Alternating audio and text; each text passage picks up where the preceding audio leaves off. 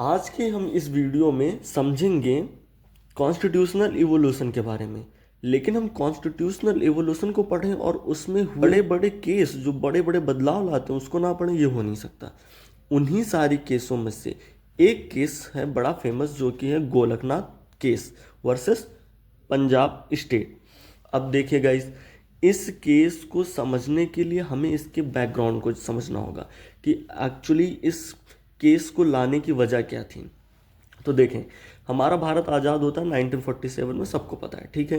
Indian constitution जो कि आएगा नियर अबाउट 1950 में।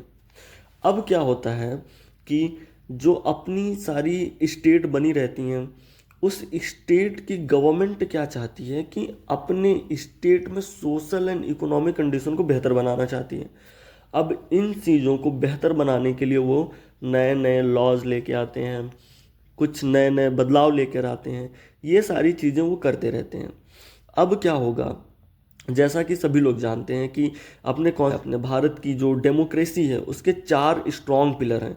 लेजिस्लेचर है, एग्जीक्यूटिव है, जुडिशरी है, एक मीडिया को भी बाद में हम इंक्लूड कर लिए, लेकिन उसके तीन बड़े ही इंपॉर्टेंट है, एक लेजिस्लेचर, एग्जीक्यूटिव और जुडिशरी।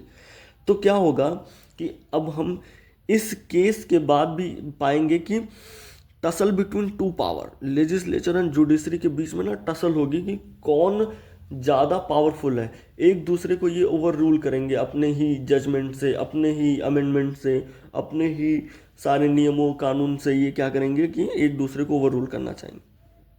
तो उसी बीच में क्या होता है कि पंजाब गवर्नमेंट लेके आ जाती है एक एक्ट जिसको कहते हैं security and land tenure act, जो कि आता है 1953 में। अब ये जब केस आता है तो वो केस आते ही एक सबसे बड़ी समस्या उभर के आ जाती है।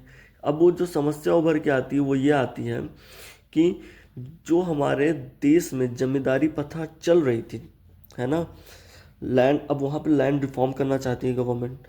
करना इसलिए चाहती है क्योंकि जो resource and means of production होता है ना, वो कुछ ही लोगों के हाथों में रह गई थी।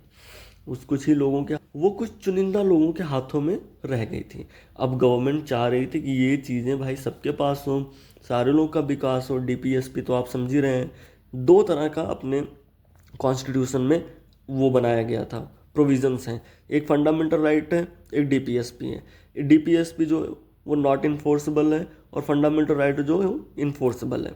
तो अब उसी के बिहाफ पर क्या करते हैं, नाथ फैमिली में दो भाई रहते हैं, एक हेनरी और दूसरा विलियम गोलक नाथ। अब ये दोनों भाई जमींदारी सिस्टम के अंदर आते हैं। इनके पास 500 एकड़ की लैंड होती है।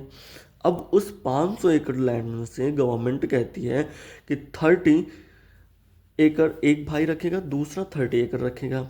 अब इस चीज़ से प्रॉब्लम होती है भाई। तो प्रॉब्लम जब होती है तो ये लोग क्या करते हैं, केस कर देते हैं गवर्नमेंट ऑफ पंजाब के ऊपर।